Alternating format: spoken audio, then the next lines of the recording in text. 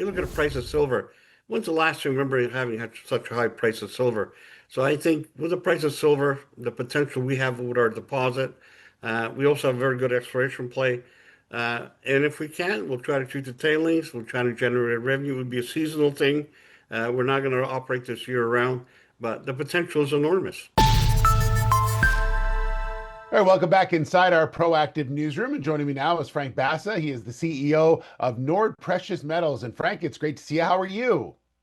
Always good, always good. And good to see you as well, Steve. So excited to learn a bit more about what the company's been up to. I know you've been busy and there's a lot of things happening right now, but for those maybe not familiar, remind everyone a bit about the company and more importantly, the project. Yeah, so what we have here is probably the highest silver grades in the world. The mine is located in the Cobalt camp, known historically producing very, very high grade silver. Yeah, probably over 1 billion ounces of silver are taken out of the camp. And we seem to have one of the highest silver grade mines that Agnico had. We acquired it and we did a drill program and we got numbers about 89,000 grams a ton silver, silver only. And then, of course, we have multiple 50,000, 70,000 gram assays. But we also have a lot of critical metals. So we have a fair amount of cobalt, copper, nickel. And of course, we have arsenic, which appears is a critical metal for our friends south of the border, the Americans. So what we've done is we've done actually quite a bit of work historically on the property, and we're looking at reactivating our drill program. What we want to do is see if we can hit our target is about 30 million ounces, silver only. So far, we have an inferred resource of about 7.5 million ounces at 250 ounces a ton. So we want to take that inferred, measure, put it into measured, indicated. So we did complete a 60,000 meter drill program, but we found that the assays being so high, a lot of the labs didn't get it right. So we have to re-assay the 60,000 meters, resample it, and then hopefully somewhere in the first quarter of next year, we will be putting out a revised resource. In addition to that, we're looking to do another 30,000 meters of drilling. We found 5 vein structures. I think we have a potential for another 5. So we might have a reasonable resource after all this program is done. In addition to that, we're also working on a re2ox process. We did get some money from a group called MICA. These are industry companies, and they gave us 200,000 towards this program. The program will be started at SGS Lakefield. It's a pilot plant to do about 1 ton a day. And then after that, once it's commissioned, the plant will come up to our facility here called Commissioning Testing Labs, and then the program will be carried on from there. Also, we're looking at treating our tailings. Finally, the government of Ontario has created what's called recovery permit, which gives us a permit in 80 days, which is well received by Nord.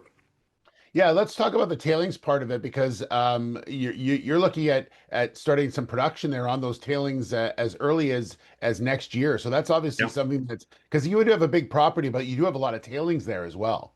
The tailings actually in a cobalt camp historically, what they did was there was no such thing as a tailings pond. So any depression was actually filled with tailings. And actually, we're doing what we test sample pits, and then we found out where we thought there was no tailings, there's actually a large tailings deposit. So what they did was they seem to have covered the old tailings with some waste mine rock, and they built a compound on that, and they also put all kinds of roads on it. So we found a fair amount of tailings. So basically, right now we're looking at potential of 2, maybe 3 tailings deposit on the property where we thought we only had 1. And the old tailings, these are what we call stamp mill tailings. They're anywhere from 4 to 10 ounces a ton, which is kind of some mines' grades. You know, some silver mines Yeah. have a grade like that.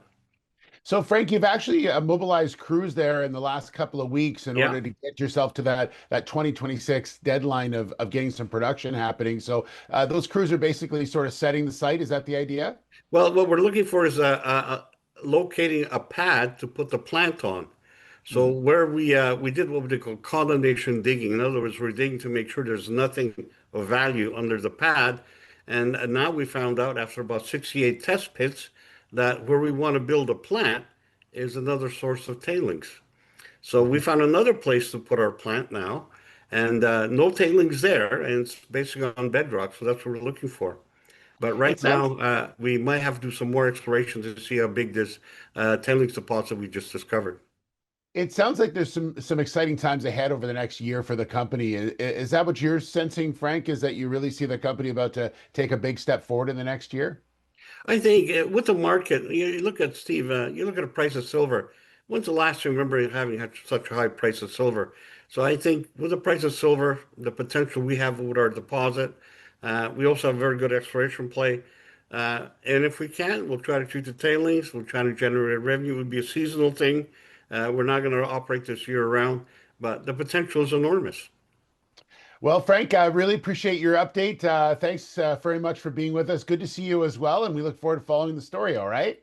Thanks a lot, Stephen. Always a pleasure. Have a good All day. right. You as well. Frank Basa, the CEO of Nord Precious Metals.